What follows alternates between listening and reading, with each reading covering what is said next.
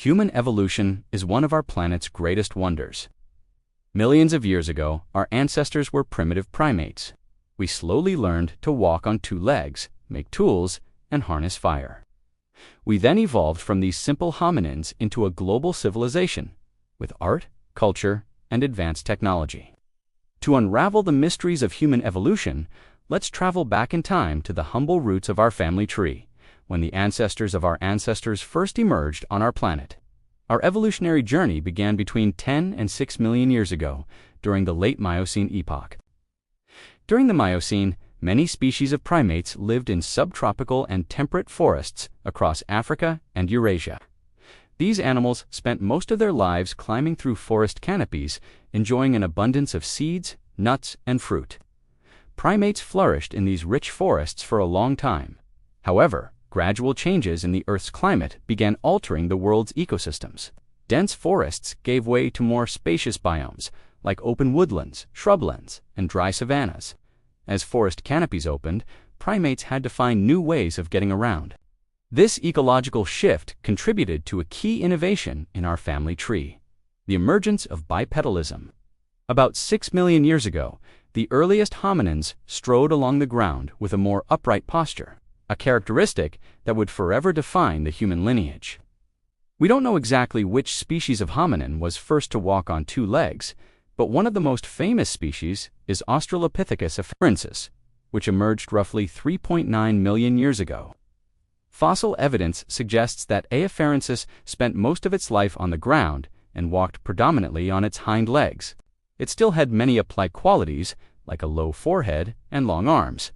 But alongside other hominins, A. afarensis and other Australopithecines bridged the evolutionary gap between earlier primates and more modern humans. Our evolutionary journey is often depicted as a simple chain of adaptations, as if our family tree evolved one species at a time. In reality, many hominins, some more advanced than others, lived side by side, often competing for resources and territory. For example, Homo habilis, the first member of our genus, probably lived alongside several species of Australopithecines. But Homo habilis had a nuanced advantage: a larger brain. In the course of human evolution, this marks the first significant increase in hominin brain size, expanding from roughly 400 cubic centimeters to over 600 cubic centimeters. Directly equating larger brains with higher intelligence is a bit too simplistic, but in the case of Homo habilis, there was likely a correlation. They were highly intelligent primates for the time and used tools to exploit a wide range of ecological niches. They competed against animals at multiple trophic levels, gathering fruit and seeds, hunting for small animals, and scavenging carcasses. Homo habilis thrived on our planet for roughly 700,000 years, but it likely suffered immensely from climate change and ultimately died out. It also may have struggled to keep up with more intelligent species that continued to emerge. By this point in evolutionary history, the anatomy and behavior of early hominins was rapidly advancing. Many species walked upright, lived on the ground, and possessed more similar physical characteristics to modern humans. The first species to really resemble humankind was Homo erectus, or the upright man. Homo erectus had human-like proportions, with shorter arms and longer legs relative to its torso. Even its brain size was not so different from a modern human. For comparison, the average size today is about 1,350 cubic centimeters. Homo erectus expanded upon the crude instruments of the past to create more sophisticated tools like axes and cleavers. It was also one of the earliest hominins to control fire. Homo erectus may have used fire to cook food, ward off predators, and provide warmth during long, cold nights. Fires may have served as gathering places where Homo erectus formed more intricate social systems and family bonds. Around these social hubs, some experts believe Homo erectus used primitive forms of symbolic communication. The predecessors to human language, though this is a topic of debate among paleoanthropologists, during its long span on Earth, Homo erectus was among the first hominins to live on multiple continents.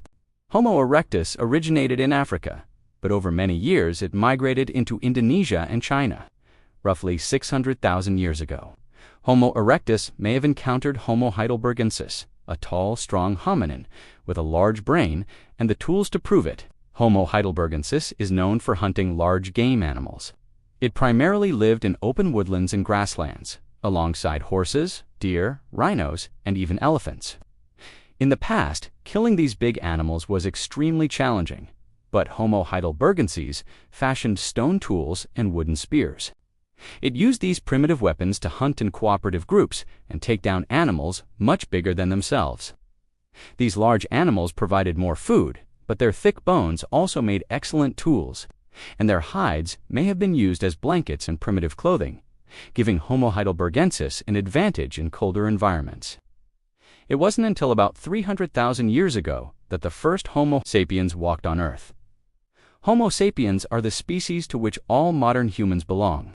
Compared to other hominins, our faces are flatter with taller foreheads and less prominent brows. Our legs are also longer relative to our arms, making us among the tallest of all hominins, though the first members of our species probably were not as tall as we are today. Of course, our biggest advantage is our highly developed brain, which gave early Homo sapiens an evolutionary edge. By around 100,000 years ago, we had developed a wide range of tools, including knives and spearheads made from stone, ivory, and bone. We wore clothing from animal hides and controlled fire using hearths. By roughly 40,000 years ago, we expressed ourselves by painting on the walls of caves and sculpting figures out of rock.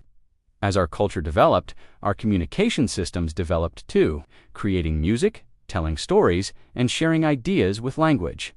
In many ways, Homo sapiens represent the peak of human evolution. But for most of our time on Earth, we were not the only hominins around. For thousands of years, we competed with other species of Homo, notably our close relatives, the Neanderthals. Popular culture often depicts Neanderthals as simple cavemen, but they were about as advanced as early members of our species.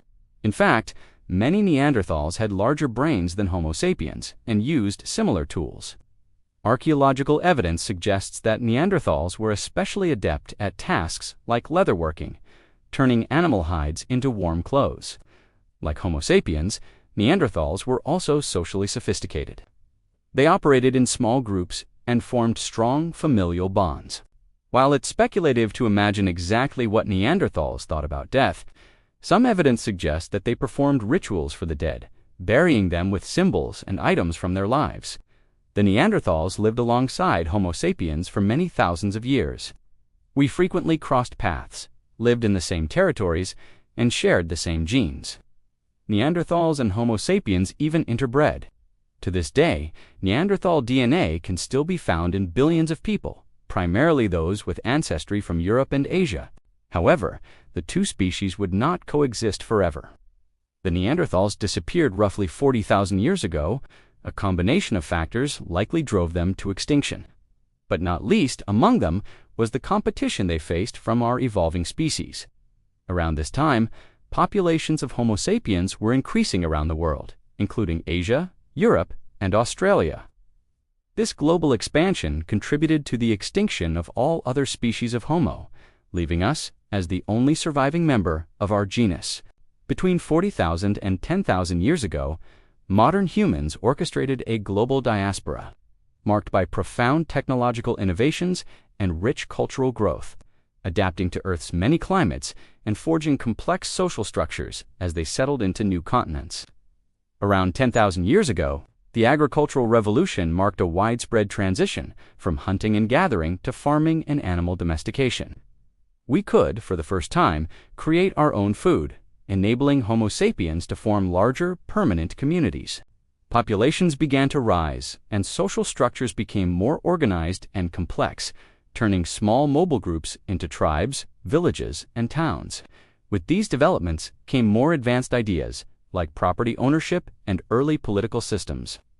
Several thousand years after the advent of agriculture, the first recognized civilizations emerged in various regions, including Mesopotamia in West Asia and the Nile Valley in North Africa, around 3,500 to 3000 BCE.